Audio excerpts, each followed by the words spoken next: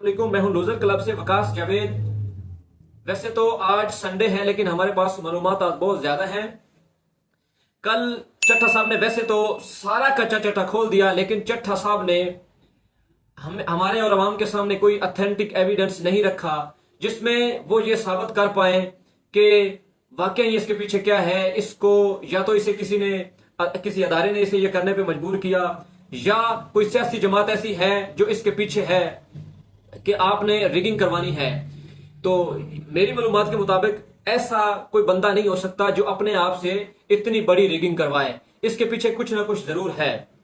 या फिर आज 8 9 10 दिन गुजर गए हैं, ये चट्टा साहब का अचानक कैसे इसके जमीर ने इसे मुलामत किया। पहले तो 8 7 दिन इसके जमीर ने इसे कुछ कहा नहीं, लेकिन हुआ क्या है कि 8 दिन 10 दिन बाद इसका जमीर ये कहता है कि मेरे जमीर ने मुझे मुलामत किया। मेरे ख्याल के मुताबिक इसके पीछे बहुत सारे मामलात ऐसे हैं जो बंद कमरों में हो रहे हैं।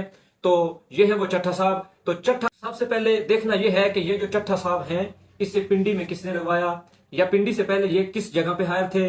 अब मेरी जो इतलात है इसके मुताबिक पिंडी में चट्टा साहब को 1 साल पहले हमजा शहबाज ने लगवाया यहाँ के, क्योंकि हमजा शहबाज से इसके काफी करीबी मरासम थे। उससे पहले जो है चट्टा साहब ये फैसलाबाद में डिप्टी कमिश्नर रह चुके हैं।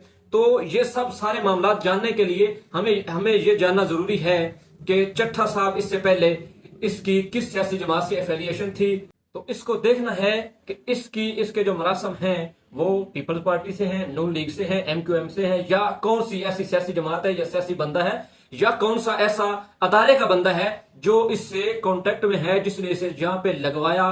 तो ये सारे मामला जो हैं ये देखते हैं। आइए मैं आपको ले चलता हूं इसकी जो पर्सनल इंफॉर्मेशन है चट्टा की, उसकी तरफ। ये जो चट्टा है ये सुइयांवाला का एक मुकाम है, हाफजाबाद जिला है, वहां का ये रहने वाला है। वालद का नाम जो है, पूरा नाम है लियाकत अली चट्टा, वालद का नाम है गुलाम हैदर चट्टा। ये हाफजाबाद का जिला है जहां पे ये रहते हैं। और उसी गांव में, सुइयांवाला गांव में, इसकी 24 एकड़ ज़रई अराजी भी है जिसका ये मालिक है। और इसके 2 बेटे हैं, अमार लियाकत और नुमैर लियाकत। 3 ये भाई हैं और 4 इसकी बहनें हैं। सबसे पहले इसे डिप्टी कमिश्नर और ये फैसलाबाद भी रह चुके हैं। उसके बाद ये 13 से 18 तक वजीर आला शहबाज शरीफ के दौर में ये सिविल सेक्रेटरीट में भी आला ओहदे पर फैज रह चुके हैं। और उसके बाद इसे डिप्टी कमिश्नर फैसलाबाद लगा दिया जाता है। तो इससे देखना यह है कि इन सारे मामलात में चट्टा साहब ने इतनी जो सर्विसेज की ये कहां कहां पे की। और उसके बाद ये आखिरकार इसे 8 10 माह पहले पिंडी में लगा दिया जाता है। पिंडी में अब इसे जिसने लगाया वो कौन है, किसने लगाया, अब देखना यह है जिसने इसे लगाया है उसे अब पकड़ना है। मेरे ख्याल के मुताबिक या मेरी इतलात के मुताबिक हमजा शहबाज ने इसे वहां हायर करवाया पिंडी में। इनकी जो ज्यादातर एफिलिएशन है वो है तो हमजा शहबाज नून लीग के साथ। अब देखना यह है कि नून लीग की आड़ में इसे कोई अदारा तो इस्तेमाल नहीं कर रहा। अगर कोई अदारा इस्तेमाल कर रहा है तो वो भी हकायक हमने आपके सामने रखने हैं। वो हमें देखना है कि कौन है वो अदारे का, कौन बंदा है जो इसके साथ एफिलिएटेड है। तो अब मैं अपने असल टॉपिक की तरफ जाता हूं। अगर आप हमारे चैनल पे नए हैं तो हमारे चैनल को सब्सक्राइब करना ना भूलिएगा। और अब लियाकत अली चट्टा साहब जो है उन्होंने ये भी कहा कि अभी तक जो है वो ठप्पे लगाए जा रहे हैं। मेरी मालूमात के मुताबिक ये जो ठप्पे लगाए जा रहे हैं वो सियालकोट का एक हल्का ख्वाजा आसफ का NA71 है, जहां पे रहमा डार मुकम्मल तौर पे इलेक्शन जीत चुकी थी और उन्होंने ये मुकम्मल तौर पे तब्दील कर दिया। और अभी तक मेरी मालूमात के मुताबिक वहां पे जो ठप्पे लगाने का काम है वो अभी तक जारी है। अब ये ठप्पे क्यों लगाए जा रहे हैं, क्योंकि उन्होंने अपने ये जो नतायज थे उन्हें यकसर तब्दील किया। मेरी इतला के मुताबिक एक जो है अंगूठा, उस पे 6 पर्चियों पे एक अंगूठे के हैं जो ठप्पे लगाए जा रहे हैं। वो 6 ऐसी पर्ची हैं जिसपे एक अंगूठा बार बार लगाया जा रहा है। इन्हीं ठप्पों की वजह से ये जो ठप्पे लगाए गए हैं, ये ठप्पों का सिलसिला जो है वो सिंध तक पहुंच चुका है। सिंध के बेशतर ऐसे इलाके हैं जैसे शिकारपुर, सांगड़, कोटली और सखर। उस सिंध के जो अंदरूनी सिंध है उसमें बड़े बड़े शहरों में बहुत बड़े बड़े इतमाद किए जा रहे हैं। सारा बानों की एक काल पे पूरा सिंध जो है वो बाहर निकल आया है। इसका जो है एक पस मंजर हम आपके सामने रखते हैं कि सिंध के कई ऐसे हल्के थे जहां पे जो है GDA वो मुकम्मल तौर पे आगे जा रही थी। GDA पीपल्स पार्टी को वहां की मुकम्मल जो सारी नशिस्तें हैं वो पीपल्स पार्टी के हवाले कर दी जाती हैं। अब GDA जो है उनके जो मेन कैंडिडेट थे सारा बानो या उनके जो पीर पगारा साहब हैं उन्हें भी हरा दिया जाता है। तो इसी कड़ी की वजह से वहां पे आज तक जो है वो एहतजाज जारी है। तो दूसरी सूरत में बलोचिस्तान के कुछ ऐसे इलाके बल्कि पूरे बलोचिस्तान में शटर डाउन हड़ताल का सिलसिला भी जारी है।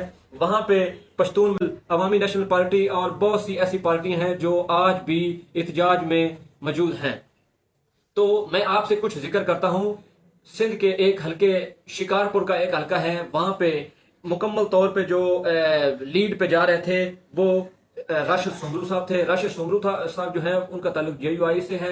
तो ये इनके मुकाबले में एक जो थे वो मेहर मोहम्मद शहरियार साहब थे। मेहर मोहम्मद शहरियार साहब का अगर सियासी कैरियर देखा जाए तो उनके जो वालिद हैं वो शिकारपुर के कुछ ऐसे इलाके हैं जहां पे उन्होंने मुकम्मल तौर पे वहां के लोगों को डरा धमका के रखा हुआ है। वहां पे उन्होंने तकरीबन 50 गांव ऐसे हैं जिसपे उन्होंने बिला वजह किसी वजह के उन्होंने जमीनों पे उन्होंने जो है हमला किया हुआ है। तो वहां पे ये जो मेयर साहब हैं ये इनका ताल्लुक पीपल्स पार्टी से है। ये मुकम्मल तौर पे इलेक्शन हार रहे थे। तो रात को उन्होंने रात की तारीखी में मुकम्मल तौर पे इस इलेक्शन को मुकम्मल तौर पे बदल दिया। इसी हल्के से मेरे एक तल्लक वाले दोस्त हैं, उनसे मैंने जब फोन किया और मैंने फोन का इलेक्शन वाले दिन एक दिन बाद उनसे मैंने फोन करके पूछा कि भाई आपने वोट कास्ट किया है, तो वो मुझे कहने लगे कि भाई हमने अपनी जिंदगी में किसी जमात को ठप्पा नहीं लगाया। मैंने कहा आज इलेक्शन था कल तो आपने ठप्पा नहीं लगाया। उन्होंने कहा कि भाई ठप्पा लगाने की दूर की बात है, हमने अपनी जिंदगी में किसी एक बार भी इलेक्शन में वोट नहीं डाला। लेकिन जो आज हमारे सामने किसी को वोट नहीं डालने दिया गया, लेकिन हमने देखा है कि वहां पे जो इलेक्शन की संदूक थे उन्हें भर के लेके गए हैं। उनमें जो पर्चियां डाली गई उन पे जो ठप्पे लगाए गए हैं उन्होंने सारा ये अपनी मर्जी से किया है। इसी तरह जैकबाबाद का जो एक इलाका है वहां पे भी इलेक्शन हुआ। वहां से अली जान मिजारी साहब पीपल्स पार्टी के हैं, वो मुकम्मल तौर पे वहां पे हार रहे थे।